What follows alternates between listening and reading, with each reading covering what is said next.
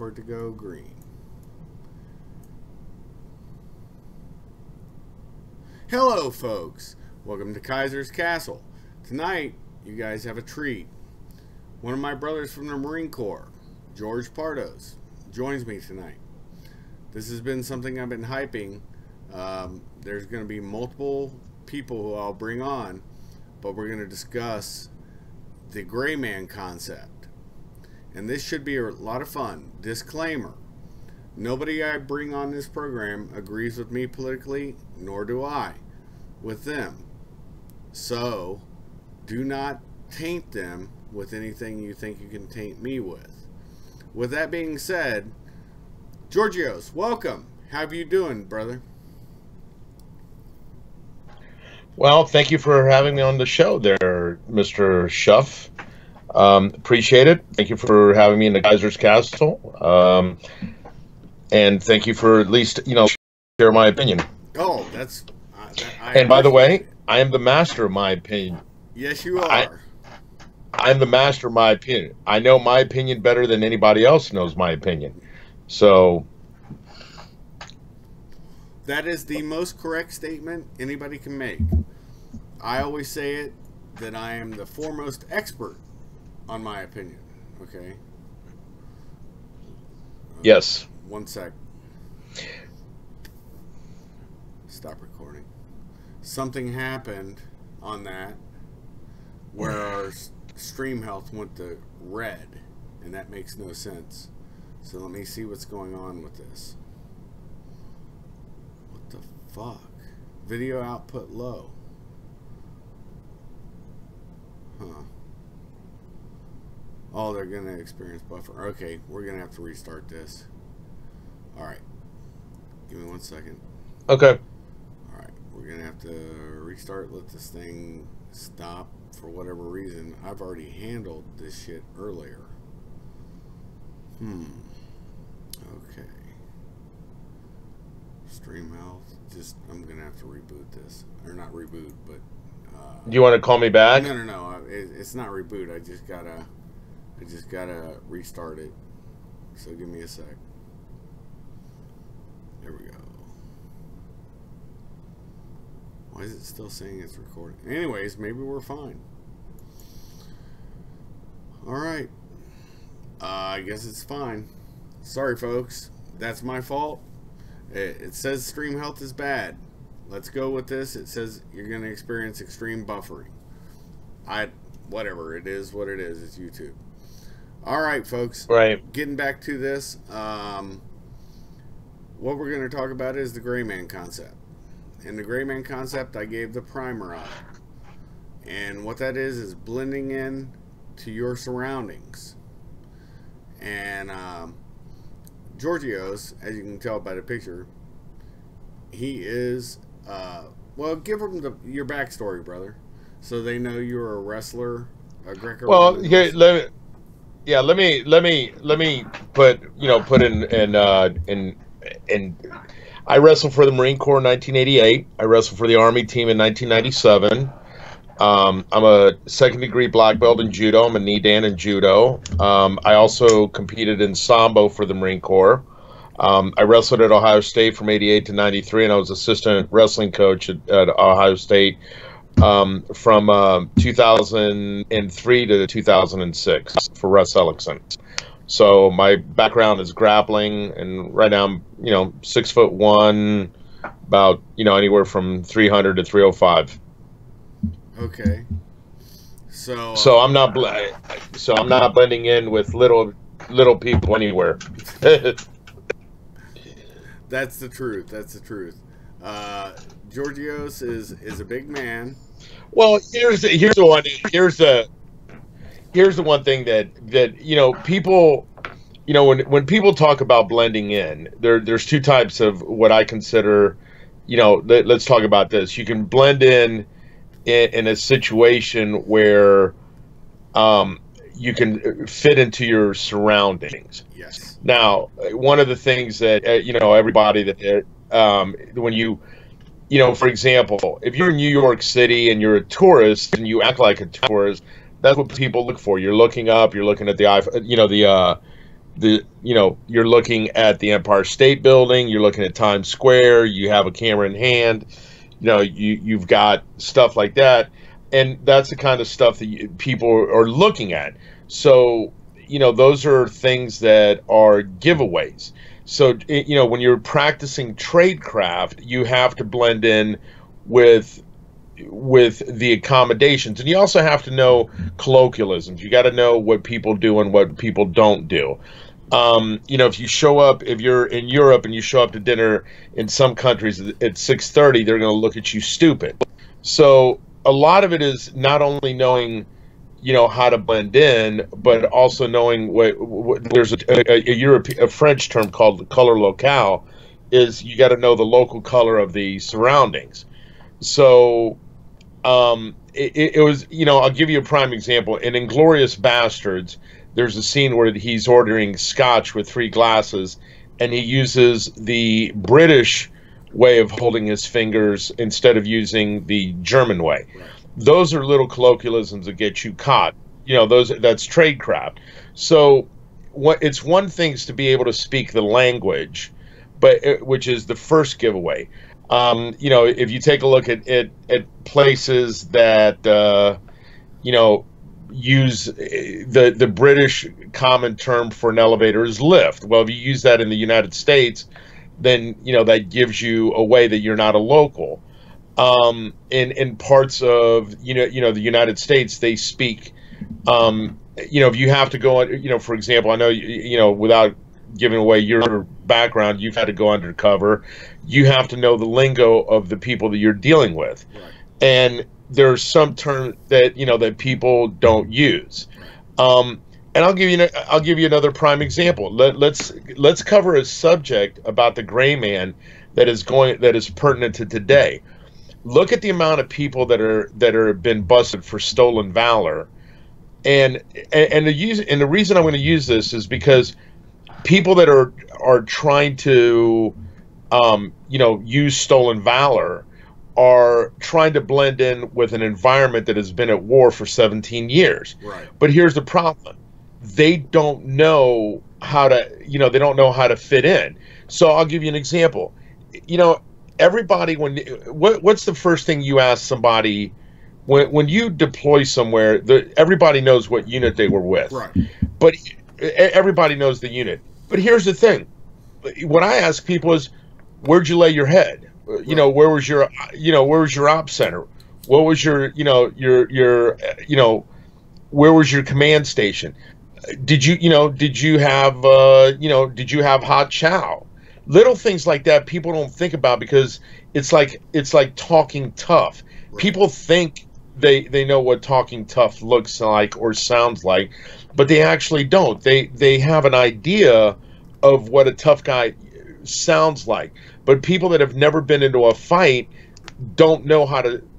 They think they know how to act tough or look tough, and that's not necessarily the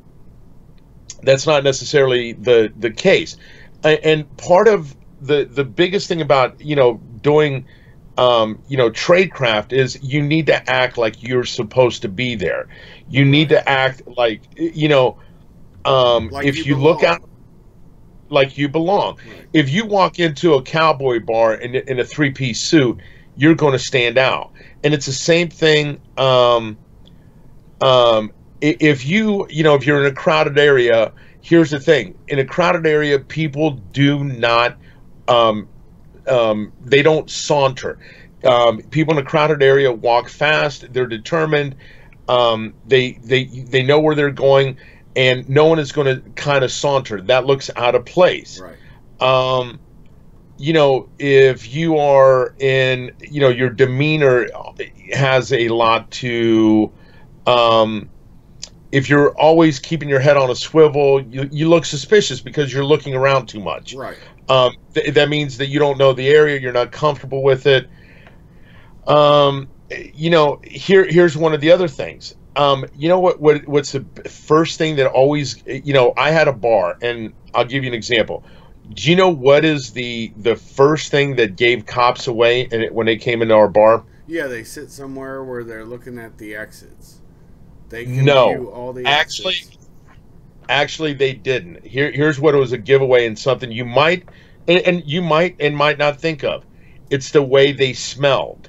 Because here's the thing: when you go to a bar, when somebody that belongs to a bar, what they go to there, they're not using cheap Old Spice aftershave or Aqua Velva. They're going to go get some Dolce & Gabbana, some, you know, and so if you come in there smelling like cheap aftershave, or you go in there, you don't smell like you're supposed to be in a bar, that's a giveaway. Yeah, no. Here's the other thing. Yeah, on the on the census, because the first thing that people look at, you know, look, if you go into a bar, you know, here's the thing: most people order a beer. They know what they order. If you're hesitant on what you're ordering in a drink, you don't know what you're doing. It doesn't look like there. So those are the kind of things that are giveaways. If you go in there and you're freshly shaven, well, you know, a fresh shave, high and tight, you know, military or cop. That's the first thing they look like. Here's another thing that cops didn't used to do, and this was a giveaway, but this is something that that people in a bar, and people in the bar industry knew, the people in liquor control.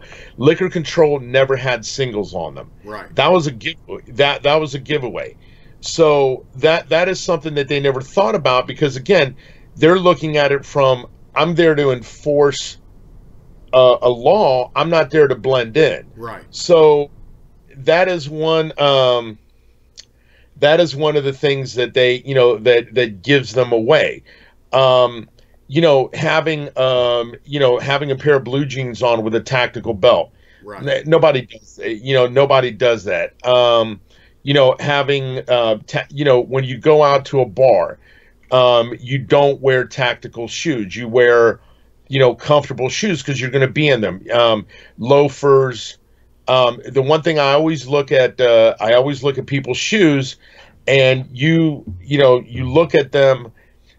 When you're merging through a bar, I always look at the threads first. Yeah. Because and so you look at people's shoes. If they're wearing 511 gear, okay, that guy's either a vet, a wannabe, or, you know, he's an, you know, I don't want to call him an operator because there's not that many operators, but he's somebody that wants to be in there. If I see a Spyderco knife, you know, the holder out of his pocket, those are giveaways. Right. Here's another thing that people, it's hard to break patterns, because again, people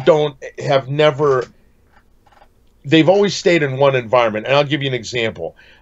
You don't wear a rugged watch to a bar. Right. That's a givewe're You know, here's another thing that and I'm just going to use law enforcement, you know, because, you know, we're familiar with them, and then we'll go to low-hanging fruit. Right.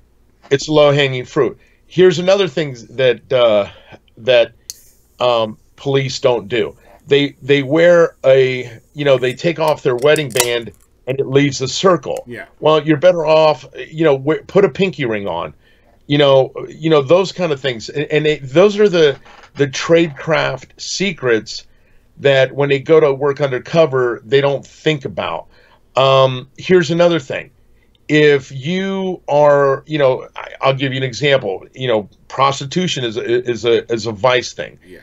The first thing you go up to, if you want to make a hooker, if she looks too good for the area, right. Good looking, you know. Good-looking whores. Yeah. Well, here's the thing: you want to go up to them. Hey, let me see your tits. Right. Okay. That you know, and if you're looking in an area, and it's the same thing, and I'll tell you, that is the low-hanging fruit, the police thing. Here's where it gets complicated in different levels. I'll give you an example. When you go to business meetings, and especially I used to have, you know, my background, I had a Series 6, 63, and 7. I was a stock, you know, I used to buy and sell stocks. Right. One of the things that was always a giveaway, always a giveaway when you went to meetings with either potential investors or, people that you saw money. You had to recognize what they were wearing. Right. So, for example, no one goes into a business meeting, I should say this. One of the things that people always do in a business meeting is wear a watch, because it's a sign of wealth. Right. If they're wearing a Rolex, that is a Rolex Patek Philippe, that then you understand that they're for business. Right. Or they're wearing a Concord or a Breitling. Right. Those are passes. Right. So you look at, those are the telltale signs. But you look at the watch and you make sure that, here's one thing: if they're uncomfortable with a watch and they're not used to wearing it, the time is off. Right. That's a telltale sign. You look at their pen. Right. This is stuff that you have to be taught, but you have to know the environment. If they come to a business meeting with a cheap pen, they don't belong there. Right. So you walk into, everybody that goes into and I'll tell you the reason why in a second. When you walk into a business meeting, you have a pen in your pocket. And the reason you have your pen is because if you sign a document, you know that how your signature looks with your pen. Right. So if it ever comes up in court, nope, that's not my signature. Right. But if you know what your signature looks like with a fountain pen, or with a Mont Blanc, or the most common pen, to use for business is a Mont Blanc Meisterstruck or a Waterman Carine, and the reason is because they leave a signature. Their signature is very distinct when you use it, and it's a draw. So those are the things you look at a meeting. You look at the things that they hand you. Before you leave pens, let me visit something Go ahead. on you. If somebody pulls out a cross pen, or if they pull out if they pull out a cross pen, they're an attorney. Well, they're either an attorney or they're a cop. And the other thing that you'll find is if they pull out the old Skillcraft, well, they're government of some sort. Right. Yeah. And so people, here's the thing: people fall into the pattern that they're comfortable with. Mm-hmm. So you also you look at them. One of the things that you look at a business, when you go into a business meeting, okay, you ask them, where's the setup? Now, right. In a business meeting, that means where's the coffee service? Right. Okay. Now, that is something that if you're a skilled negotiator, that they're going to have, if you go to an attorney's office or something like that, that they're going to have, a setup. They're going to have a coffee, a couple of drinks and sodas. Right. Now, the reason this is important as far as, tradecraft is this. There are times that when people do, let's call it industrial espionage. Right. They will set up business meetings just to find out about your firm. Right. And they'll do a meet and greet, and they'll come in there and talk to you, find out some, institutional knowledge about your firm, the way you do business, and propose that they're, a future client. So they understand how you negotiate, and they use that practice to then go to your competition. So it's always important to understand, the background. Here's another thing. People that are adapted their craft always have a business card, and they do not, and this is the thing, they have, if somebody doesn't have a business card on them, do not trust them. Right. Because they're not in commerce. So I have a funny story to share about a business card. I found this out the hard way. As a Fed, when I was one, we used to pass out business cards to everybody. And one day, I get a call.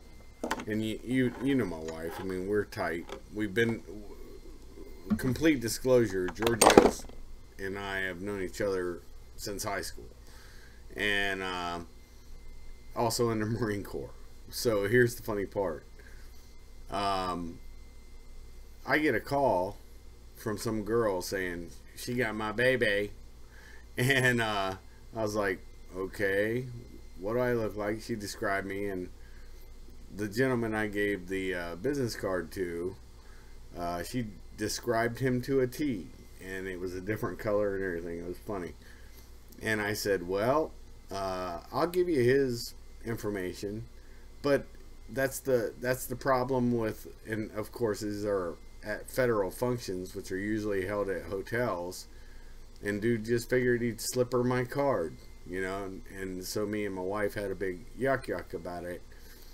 But that, you know, that's the kind of thing you have to worry about with business cards. So that, it was just a funny thing I wanted to throw out there, George. Well, yeah, and here's the other thing too, is you look at it, because there's always a line of demarcation in when you are, you know, working undercover. Right. Where does the police end and then the actor begin? Yes. Because, and so you're going to have tradecraft that you learned in, you know, that you learned in the Marine Corps, whether you learned it in a, you know, you look at it at somebody's gig line. Right. You know, they look at, you know, that's the thing that I look at.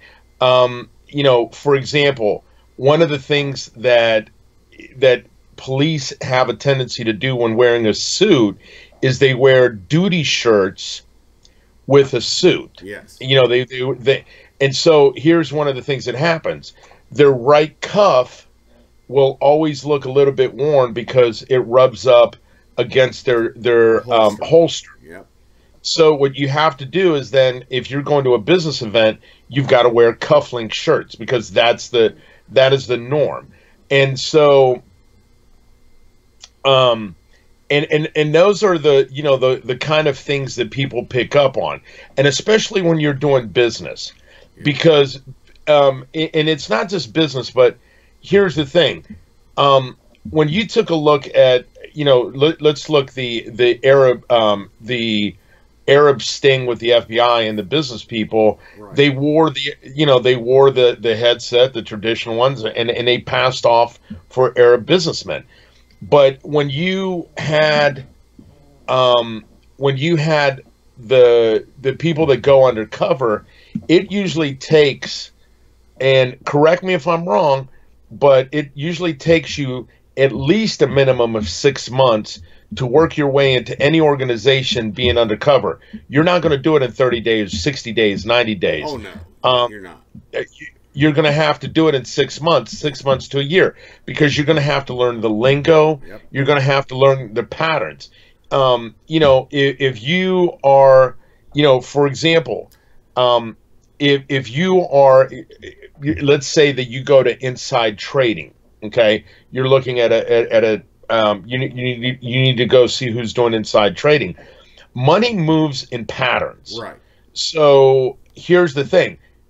You got to understand where did they put the call sheet?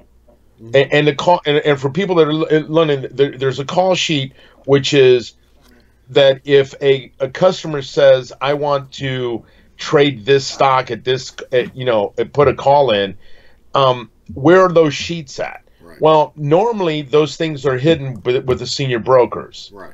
You know, if you start asking for those, and you just got into the office, there's those are what do you call it? That's a telltale sign. You know, you don't belong here. Right.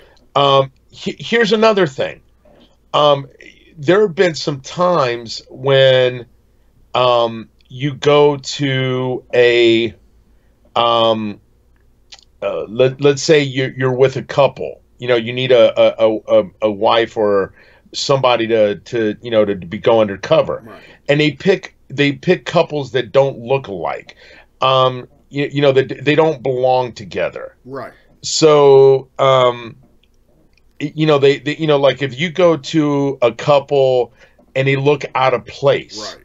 So you look at the things that how did they meet? How did these two people cross paths? Because if you I'll give you a prime example. It's all about questioning when you meet them after the visual. Those are the things, and we're not just talking police now. We're talking intel. Right. When you go up to talk to them, you need to think, does this make sense? And the story always falls apart. It doesn't matter how practiced they are. And, you know, if somebody's working, even on the intel side, 6 months to a year, he's exactly correct. And that's how they infiltrate. And that's the thing I'm trying to say on the Gray Man, which is why I brought George on, is because I've always said, and George knows this, there is no such thing as an expert on anything. God knows I'm not an expert on anything, but I know what doesn't feel right in the gut. Here's your gut. Okay, sorry to interrupt you, George. No, but here's the thing that they, you know, here's another thing that they do, you know, and I'll give you an example of how they give themselves away. Right. Okay. Or, you know, how operators do. And this is why they always do. But here is the thing. There's a thing in all of us, we have what's called the RAS, the reticular activating system. That's right.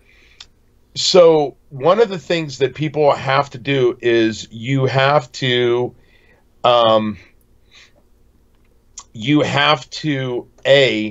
get away from looking at things. You need to, you know, you do what's called a skater's walk. Now, skater's walk is a technique which when skaters do they start to spinning, they focus on one spot on a ceiling, and they kind of when they're doing the twirls, so when they come out of it, they can focus on a linear and do the same thing. It's the same thing when you're walking down the street. Right. What you're supposed to do is look at a subject down the road, and you know you have to then walk accordingly down there. And not run into them. Here's another thing. You've got most people people don't know how to walk, because here's the thing. If you are in a military, what's the most common way you walk? A 36-inch step. Right. Okay. And right, left, right, and your arms swing naturally. Right. And so here's the thing.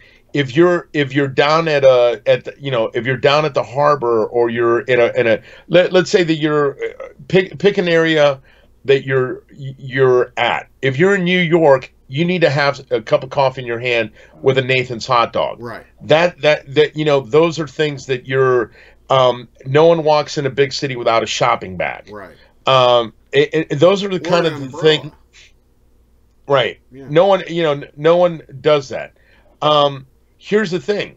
If and this is where, if you're ever sitting at a table with the opposite sex, and you see that they don't have at least some sort of food item, that is, you know, why are they there? Right.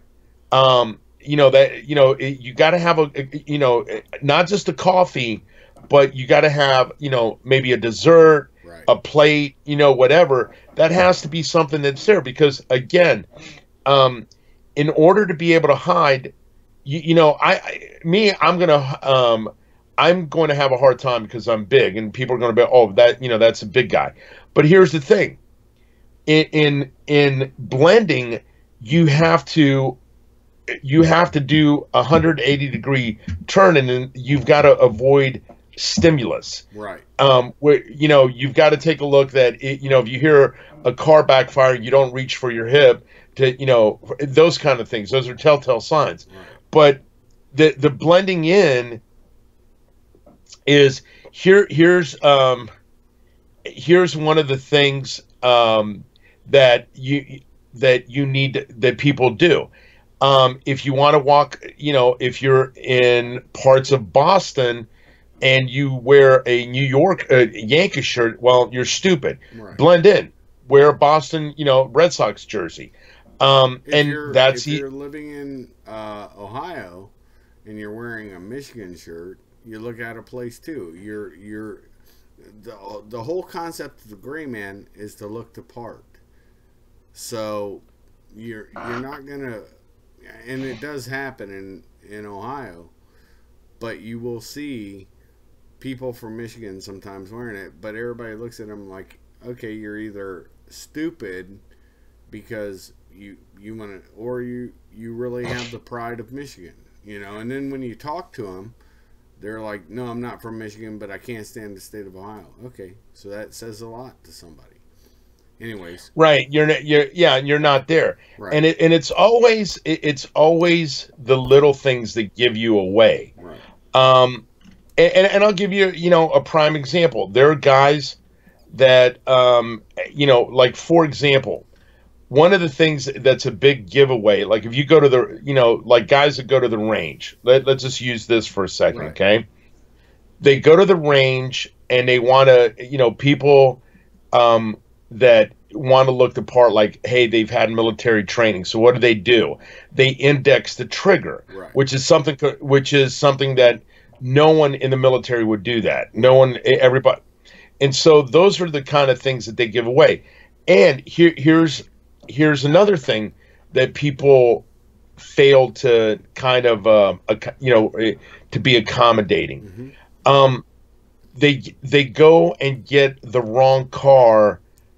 They go get the wrong car for the job that they're doing. So if you're supposed to be a biker, okay, bikers don't buy the GFX car, the GFX bikes. Right. They buy panheads. They buy right. They'll buy a knucklehead. They buy, they have a tricked out bike. The guys that go out and buy the brand new bikes without having, you want an older bike. You don't want something that's new. That's a 2 giveaway. Yeah, my bike's an 81. You've seen it. So right.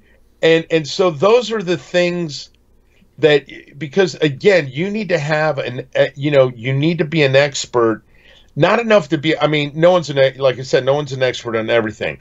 But if you, like if you go and sit down with someone,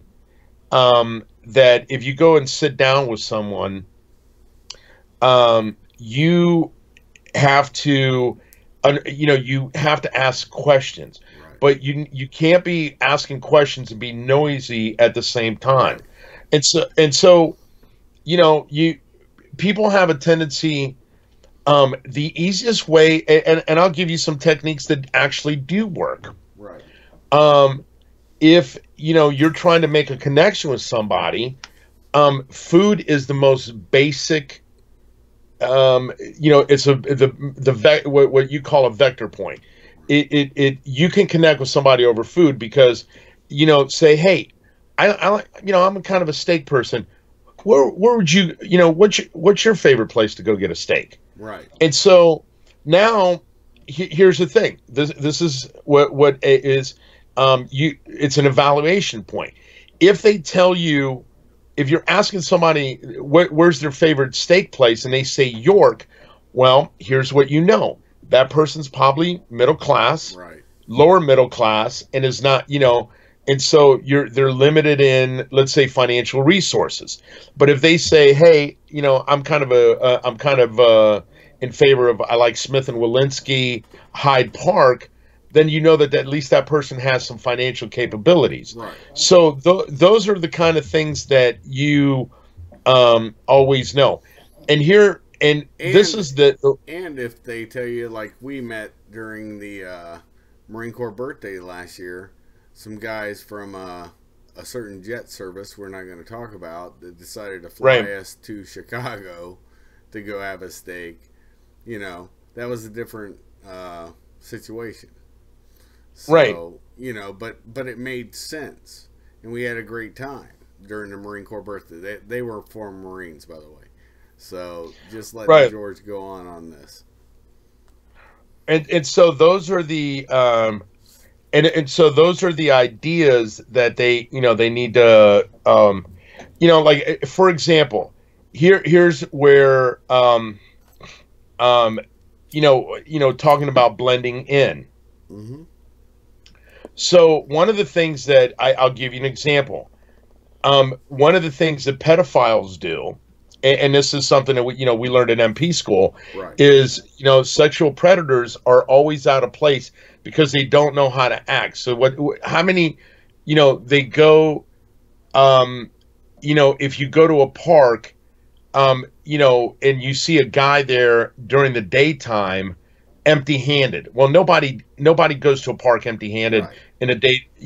So what they've learned to do is they learn how to to have a it looks like a kid bag, have a juice, or if somebody stops them, oh, my nephew's playing over there. I'm just looking for him. So you have what's called plausibility. Yeah, but the nephew never shows up. That's right, but the nephew, right? Yeah, there's no nephew. But here's the thing: one of the things that people always have a problem with is conversation, because when you hesitate, you look out of place. Right. If somebody asks you a question, then you look, you look out of place. Like, for example, if you go into a biker bar, right, your only options of drinking, and just let's break it down.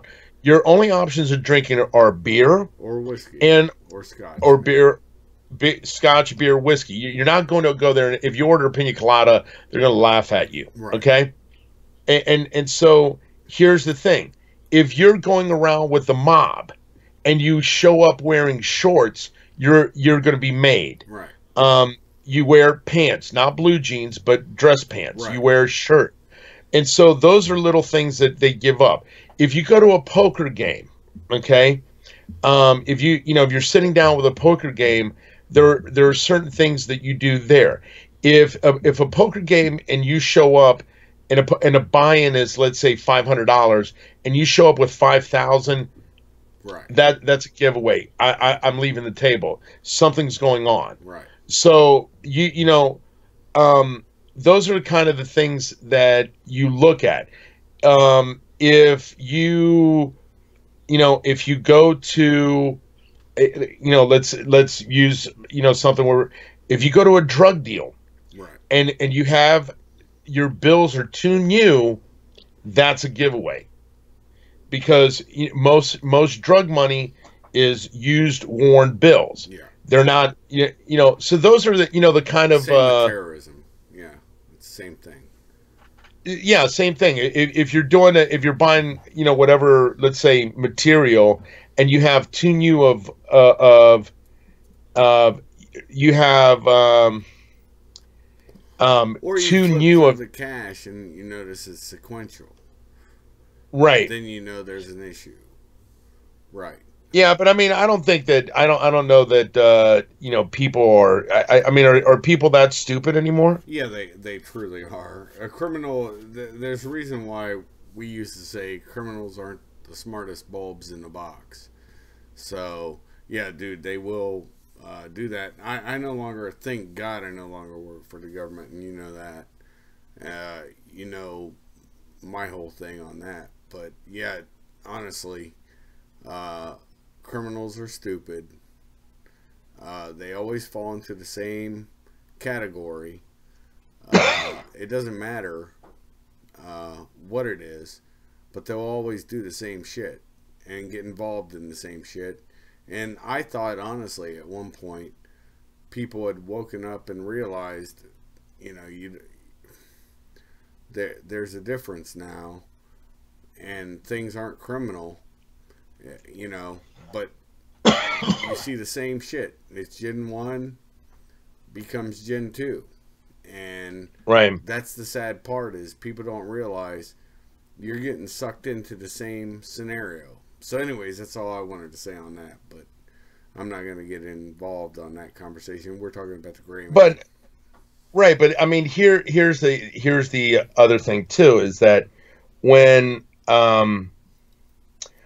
you look at certain things, right? One of the things that happens, which is very hard for some people to understand, is that if you always be aware of the guy that comes off as the expert. Right. That is always a giveaway at that. So, for example, if you, and I'm going to use a business scenario, Right. just so you know, if a guy comes across as, if you're dealing on a deal, you're doing a deal, right? And usually the guy that is doing, that is doing the deal, both situations have to be win-win. Right. Now, the reason I say this is, if you are doing a deal and there's a guy there willing to lose, but he is the expert in it, you've got to kind of be careful. It's like, well, what is he trying to do? What's his raison d'etre? Right. Right. And it's the same thing that we covered about. It's the same thing that we covered the day we were talking about fakes, right, and things like that. Even though that might not be completely about the gray man thing, but here's the thing: if somebody is too quick to do a deal and it's underpriced, there's why are you doing that? Yeah, What makes me so? What makes me so? And especially one of the biggest industries that people have illicit trade in is the diamond industry. Right. Okay. Right. And so we know where that comes from. Right. Right. And so here's one of the things that happens. No one is going to sell no one worth their salt is going to sell a 1 carat diamond. You can find the Rappaport sheet, which is anywhere available to anybody in the world. You can go online and it will tell you a 1 carat VS1 diamond what the current buy rate is. Right. Now, let's just say that let's just say that they're running at $2,000. If somebody is offering you that diamond at $1,200, that is 60% off. That's 40% off. Why? Is it hot? Are they trying to trap you into a deal? I mean, I like you. I mean, you're my friend, but would I give you a diamond at 40% off? Maybe. But realistically, I mean, I'd probably, 30% off. Yeah. I mean, I could see a third, but 40% off, that's too convenient. And I always look at those are the kind of things that when people are engaging each other in conversations, that's where it happens. It doesn't look right. And this is where people, and one of the things that has happened recently is, especially because we're so, I don't know if it's paranoid, but let's just say that we're not very trustful of each other. We're distrustful, but when we were young, your father, who I knew, and you carried it on. This is what and it made an indelible mark to me, so that's why it was invaluable to talk to you on this subject. The thing that made sense to me was those that can be trusted with little can be trusted with much. And right. That is something besides the uncalled for concept, which we've talked about before. You can be right, but it was still uncalled for to say it. And I've told that story before. I'm not going to get into it now. We can on another show. But that means a lot. And a brother that trusts you with little will, and you will too, trust him with much. And these are important concepts that people today, for some reason, do not grasp.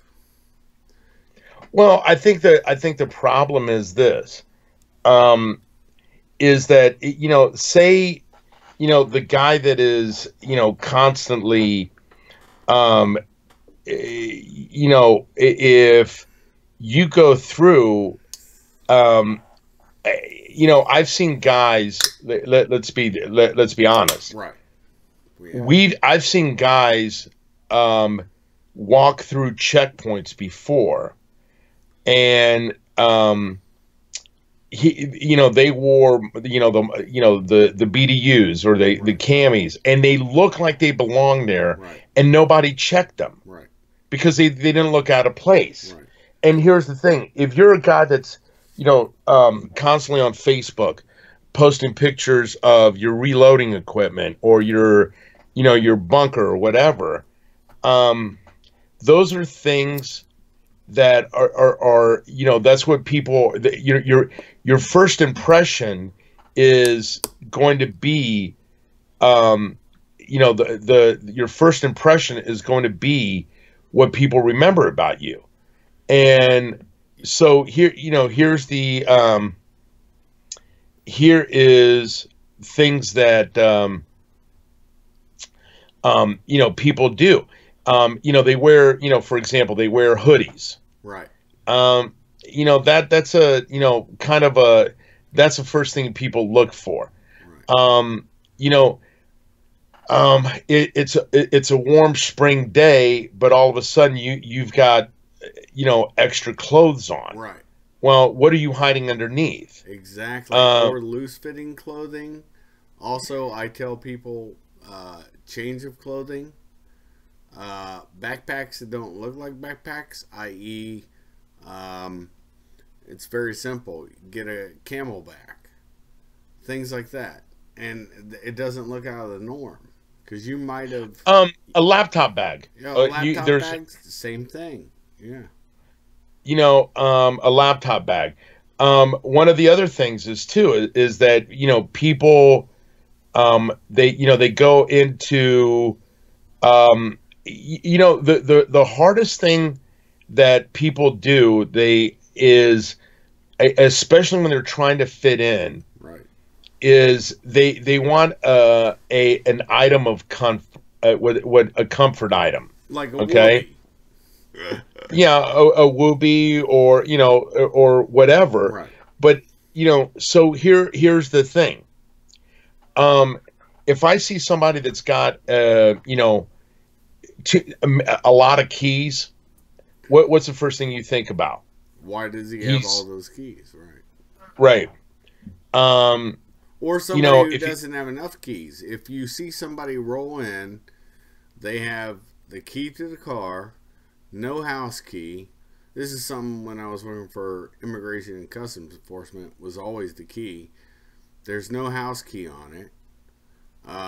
There's no little, let's say 4 or 5 keys maybe on every keychain, and then barring that it came up on our let's say they switch plates and they have that little no smoking thing, which means it's a rental car. Right. Oh yeah, that was a loader. That was our terminology for that, for drugs or money. Right. And here's the thing: if they're traveling with one of the things that happens is they're traveling with a kid in the car with no toys. Yes. Well, that doesn't make any sense. Right. And here's the other thing too, is one of the things that people think about, that it's going to be easier for you to hide in the forest or in the wilderness. It's easier to hide in the city, right, than it is it's easier for you to hide in the city than it is in the woods, because in the woods you're going to stand out. You're not going to go you're going to stand out. And here's the one thing too, is one of the things that I tell people, the most important thing that you can have if you are doing tradecraft is you need a comfortable pair of shoes. Right. Because you need to be able to move around. You know, because there might be a time that you might get compromised and you might have to walk 10, 12 miles out of an area. Right. And here's the thing. One of the other things that is a big giveaway, and I've always seen this, no one wears everything new. No, ever. You're right. You know, and that's something that you know, that people seem to, and the people that always and the thing that I've always seemed to point out is that they fall back into a pattern that they're not used to, Right. or you know, they fall. You know, you go into. It's very simple. If you look at somebody and they look like a construction worker, okay, i.e., they've got jeans on, a flannel, and they're wearing Red Wing boots. That is a comfortable shoe.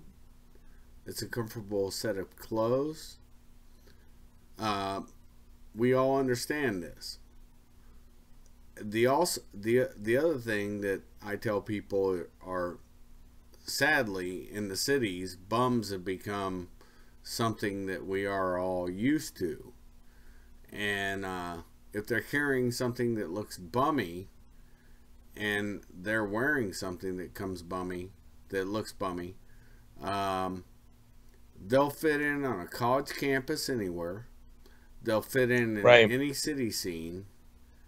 And, you know, so that's also another option.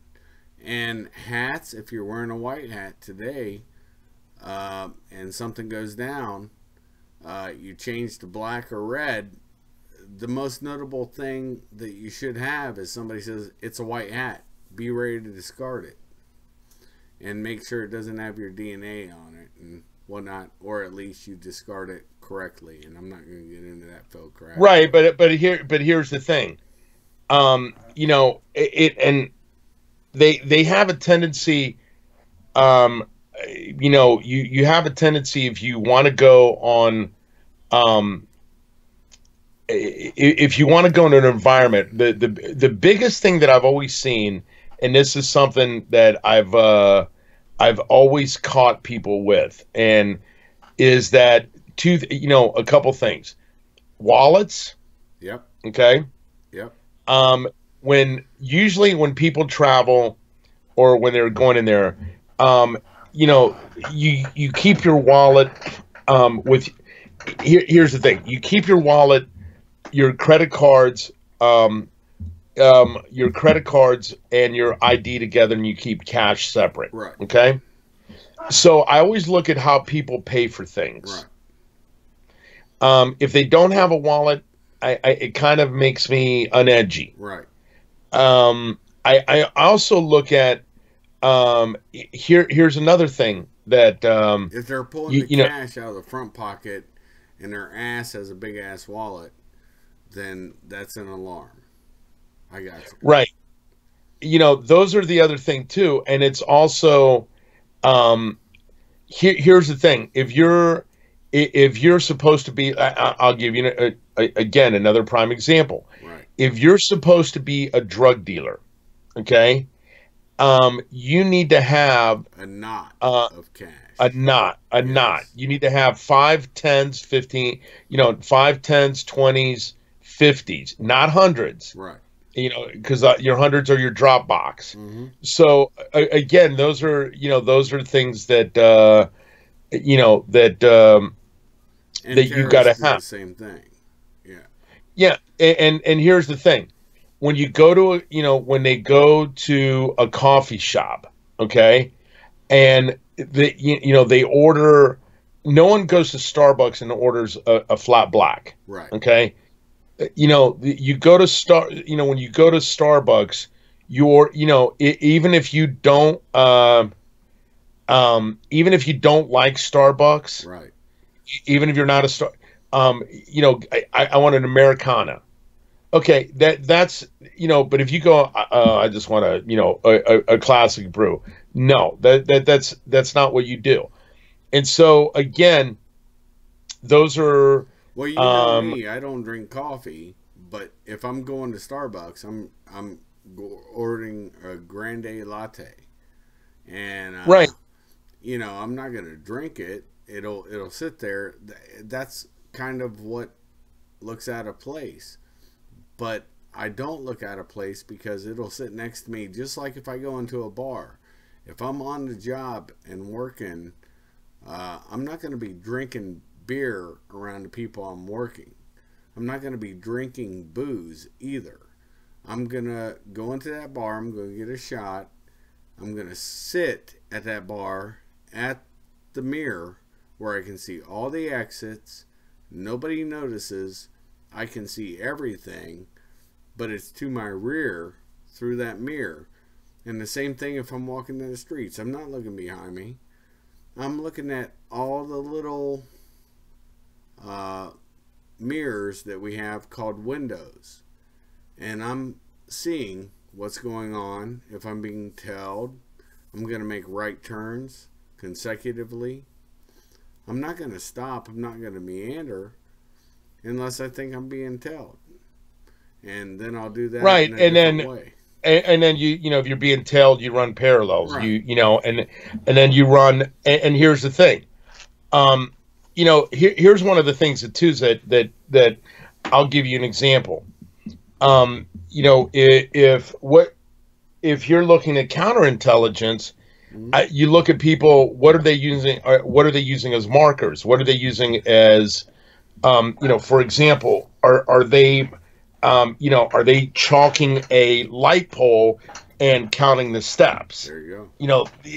That's a, are they pointing a directional arrow on a building? Right. So those are the things that to the untrained eye, they look like. And I tell you what else has made I tell you what's something that surprises me about today, and maybe, I'm just looking at it again from an outsider view, not an outsider, but somebody that's, hasn't had to do this in a while. Right.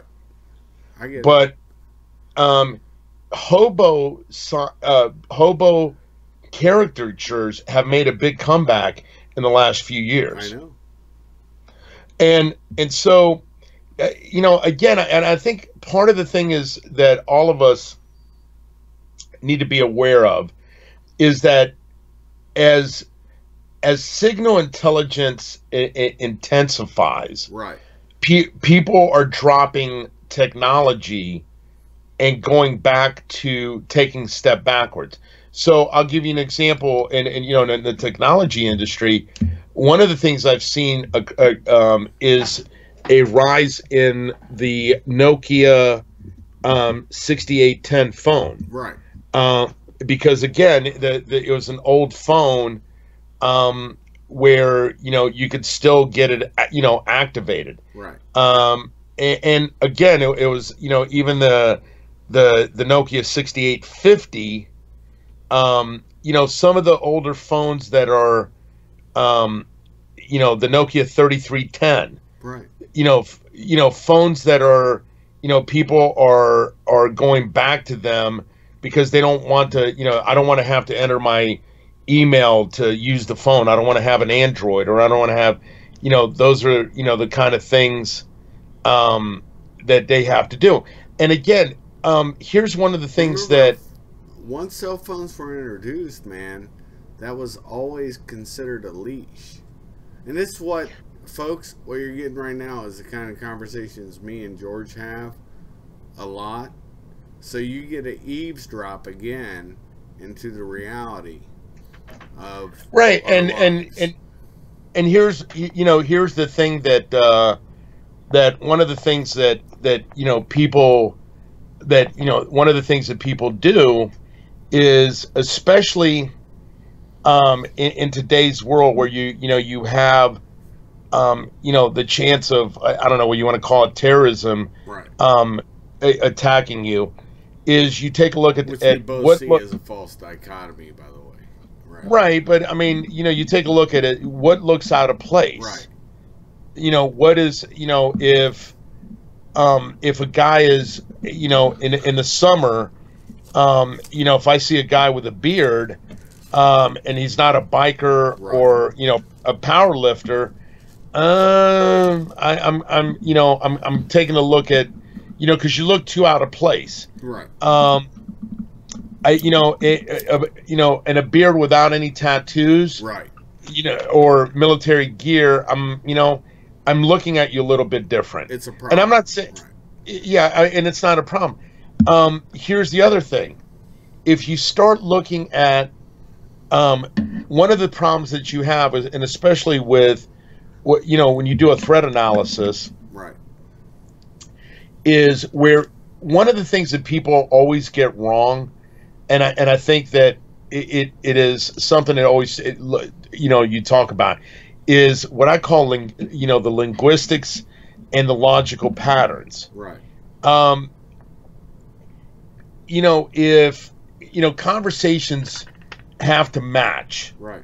So one of the things that let's if we can use let's use the INS model. Right. Okay. That's fine. When people were coming across the border,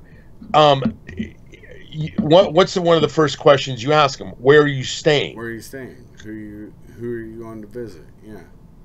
Right. What's the address? Because no one comes to a new country or to a country and doesn't have a place to live. No one's going to travel that. Right. What hotel are you staying at? I know where you're going. Yeah. Yeah. Those are the common things. Right. You take a look at the thing is that movies, even though movies get a lot of things wrong, sometimes they do get things right. Yes, they do. Look at the, if you take a look at the terminal, the Chinese, Chinese or Japanese tourists without any cameras. No one does that. Right. Hey, I have a funny story, and you probably have the same thing. There are many people on my page, and you know what I'm talking about on my page. When I was in Japan, I was like a Japanese tourist. I had my camera, 35mm, with me everywhere I went, taking pictures. And if it wasn't around my neck in a picture that some Japanese guy was taking, it was being used to take that picture. And a tourist looks like a tourist, but that's another thing when you're overseas. And we'll get into this if you want, maybe in another one, because I know you're pressed for time, because I know you have stuff to do. If you want to stay on longer, that's fine too. Well, I could go to another 10 minutes. Okay, that's cool. But the thing is, camera bags don't look out of place. Nowadays, fanny packs don't look out of place. Although you're going to get robbed, so never keep your money in a fanny pack. And there's other types of bags, and it's about the way you look and how you present and the confidence you have. And that is the gist of going overseas, but we honestly need to get into that for a longer dissertation. But it's just valuable that you're here today so you can explain the same things.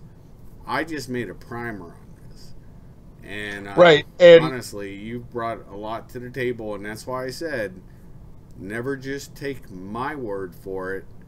I'm gonna bring guys on that you guys are gonna love.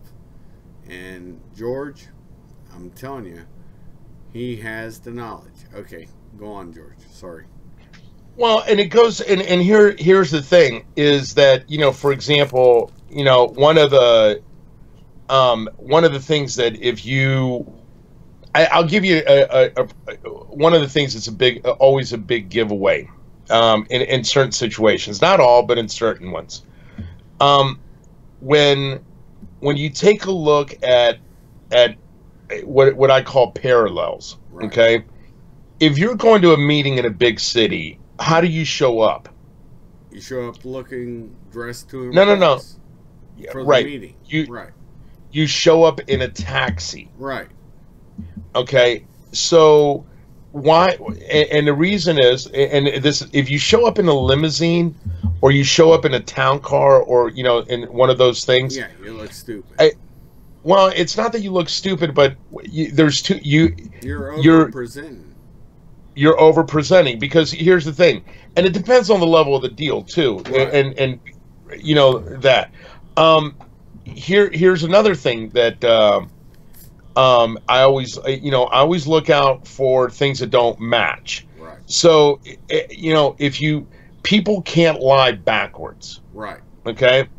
And the one things that operatives always seem to get wrong is time. Right. It's the timing. If you're a drug dealer, if you're doing a drug deal and you show up early, no one does that. No, no one. Right. You show up late because you've had to do a couple circles. Number two, here's another thing. Buying on a drug deal where you don't test the drugs. Right. No one. Well, I shouldn't say that. If you're buying a 50 piece from some, I don't know the drug stuff. I worked anti-terrorism, so the drug stuff always. I understand certain things, but I do know that drug dealers in the past use searchy kits that they buy off online. Right. You test. But here's the thing. We worked in the drug interdiction task force. I know you did. So, yeah. So here's the thing. No one buys drugs of any quantity without testing them. Okay, that's a big no-no. I know that.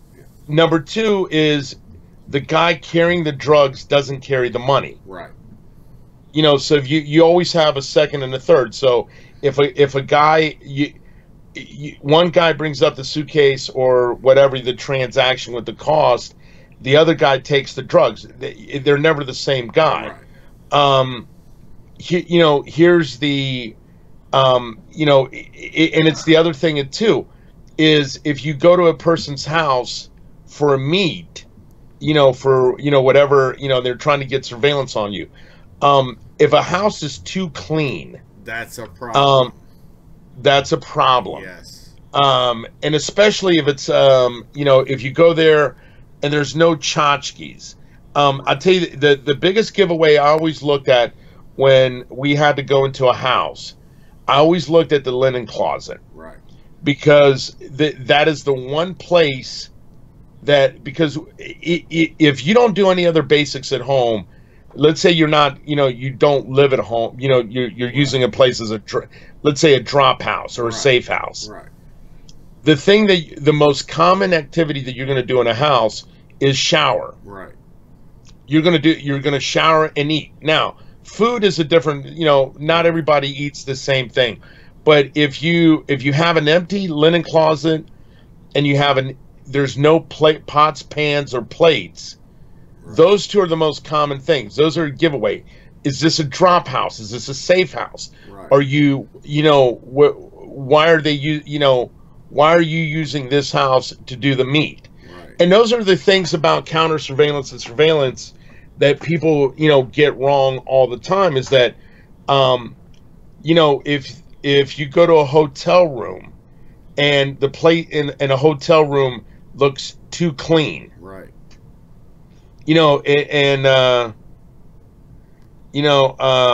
It's time to start looking at what's going on in here, and I gotta go. And it doesn't mean you take a piss before you go to leave DNA. It means you're just like, I gotta go. I got an appointment. Sorry. You're being set up. I mean, how do you test two-way mirror? But by putting your hand on it. Yeah. Those are the things that for example, if you meet in a hotel room and you're supposed to meet in 1218, always call the room 16 or 1220, yeah. And say, and you call them from the desk lobby. Yeah.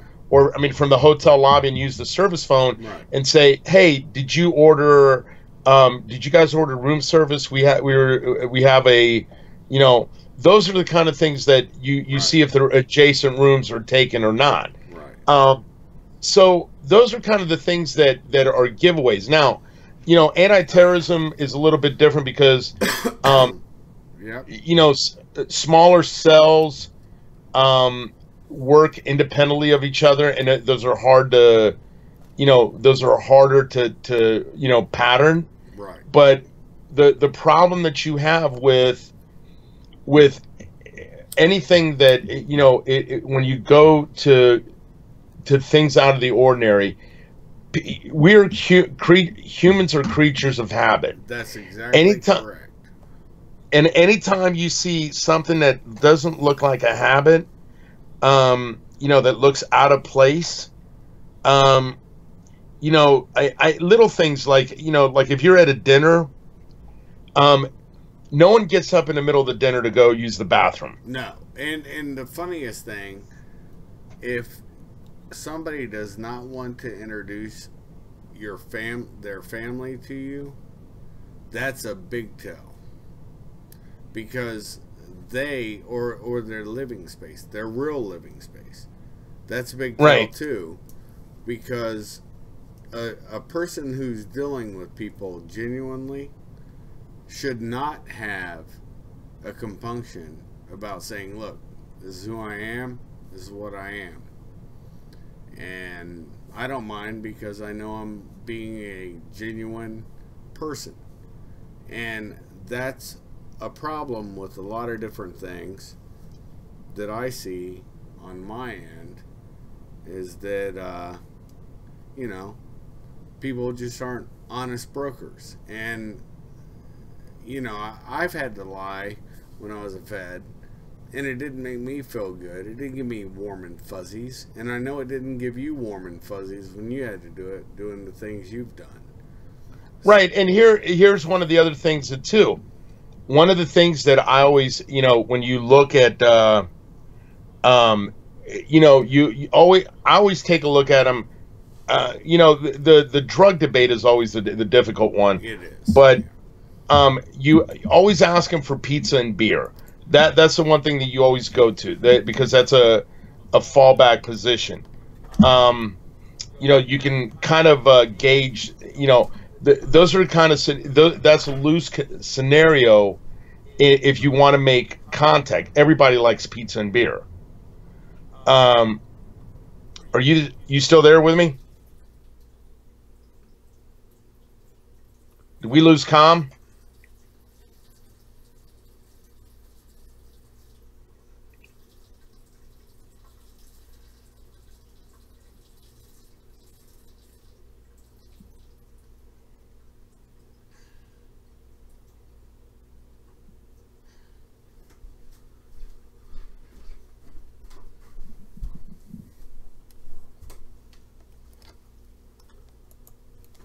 Sorry, somehow I think we got cut loose. You there?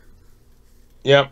Yeah, no, with your pizza and beer thing, you're very cognizant on that. Or just like in the air, boy, when I've worked in the Near East, and you know this because you've worked there too, right. The funniest part is if you're not smoking a cigarette.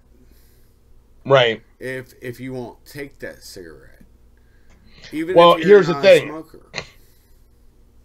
Here's the thing. Sorry about that. You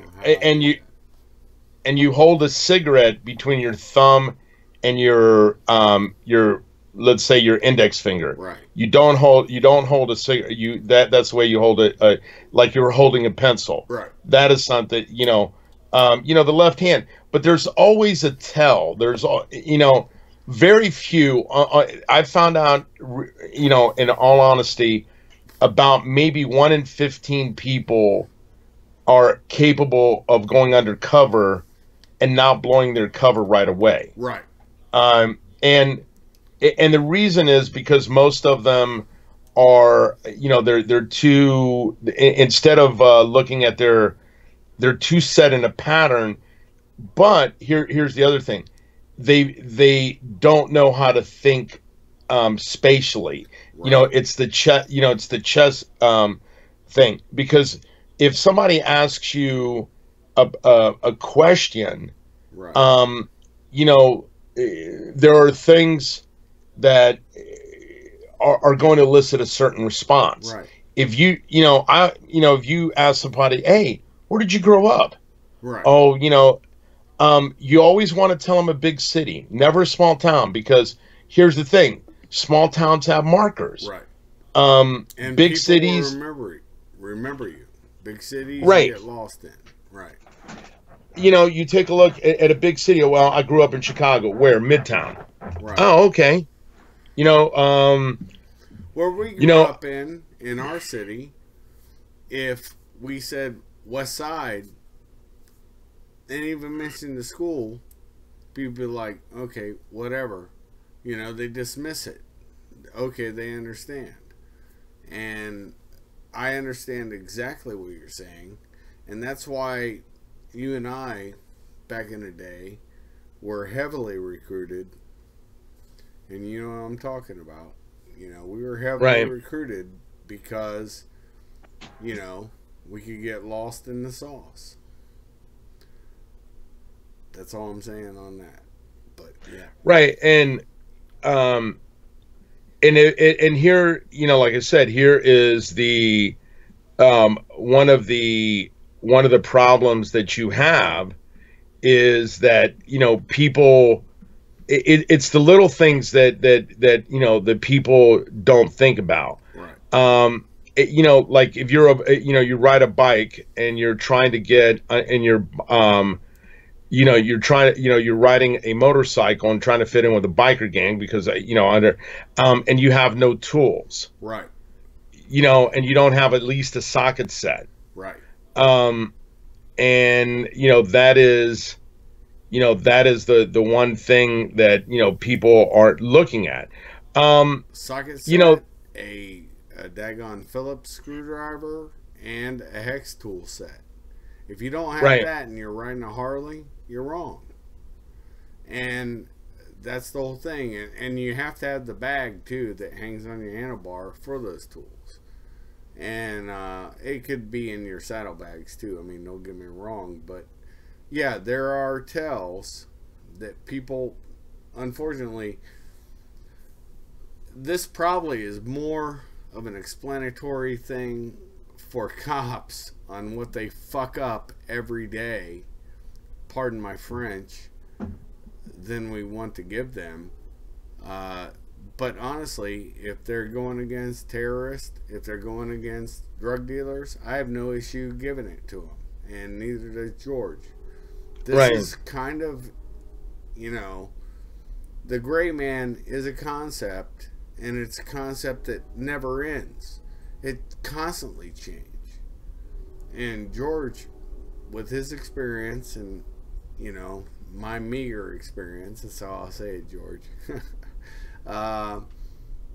This is the whole reason why this concept is going to be, it's going to be done by multiple people, not just me, because I may forget stuff. Remember, I'm an old bastard, and the whole goal is to make this as user friendly as we can. Does that make sense to you, George? Right. And here's one of the other, things that if you're trying to talk the game and you don't understand the talk, that is always, I always put it, the linguistics give you away quicker than anything else, more so than dress, more so than anything else. Right. They are. It's a hard tell. Right. It's a hard tell. It's no different than poker. Look, we play the ultimate game. And that game, right, and here's the other thing too, is that nobody picks up, if you're drinking a beer, right, you know, nobody drinks their favorite beer out of a glass. Right. No, you know, that those are little things that are giveaways when you're busting up patterns that don't belong. Right. Those are, I don't know if that, if you know, if we can use that as a what you call it,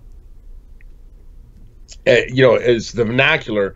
But no one drinks, you know, those are little things that I've noticed from, you know, from tradecraft. No one drinks their favorite beer out of a glass. Right. No one does. Right. Everybody, you know, you drink your favorite beer from the you drink your favorite beer, you know, from the bottle or from the can, because there's a certain level of comfort there. That, you know, you're not going to pour your beer into you know, a glass. I mean, how many beers have you drank in your lifetime that you've drank out of a, you know, you drink Miller?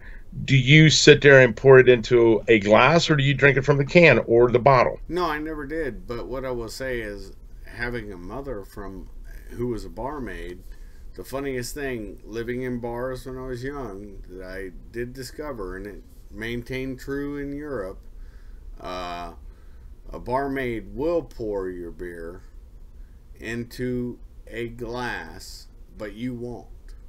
You'll sip it out of the bottle or the can. And if they just put it up there and they don't give a shit, then, and that's just the way it is. And that's a major tell too, if all of a sudden you're asking for a glass and then you sip, but you're not really drinking. Right. And because that's a giveaway. And so again, you don't, you know, if you go into a biker bar, you're not ordering a gin and tonic or a vodka soda. Right. You know, the only other acceptable drink, if you're, you know, in a biker bar, is that, hey, you know, I'm on the wagon, you know. Right. And those are the things that, you know, again, you know, this is, like I said, this is Tradecraft 101. Right. But the situation is this. I think people are too quick to rush into situations without knowing, you know, without knowing what it's going to look like, and then they don't study certain things. It's just like, you know, like I said, you know, mobsters don't wear shorts. Right. You know, everybody, you know, drug dealers, you know, always, you know, they're going to have, you know, how to put it? They're always going to have bling. Right. And the reason, unless and here, Russians, they're going to wear a tracksuit with a little bit of gold around their neck. Well, here's the reason. The reason that drug dealers and pimps wear gold is because they can seize your money, but they can't seize jewelry. That's right. So you can use that, you know, you could always use that to pawn your way. Right. Anyway, I'm going to have to call it an evening. It's a pleasure. Please pimp your site, the Bear News. Let everybody that wants to get listen to you. So Sunday night we have a show on Veteran Radio Syndicate. It's VETRS, Victor Edward Tango Romeo Sierra.com, VETRS.com. It's on Sunday night at not between, you know, usually runs 9 to 11 on the broadcast site, and then we're on Facebook at the Bear News. And then we and it's basically, you know, we cover political and, you know, political debates and social events, and hopefully we give people a better insight as to how to look at things, you know, a little bit more objectively, and, you know, without the partisan spin that seems to be overtaking the narrative today. Well, not to pimp myself, but I should be on it this next Sunday for a few minutes. And George, always a treasure and a good man that will, well, the house of Schuff always stands with the house of Pardos, and he knows this. All right, God bless, man. Brother. I'm going to stop streaming. Hold up. Semper Fi. Semper Fi.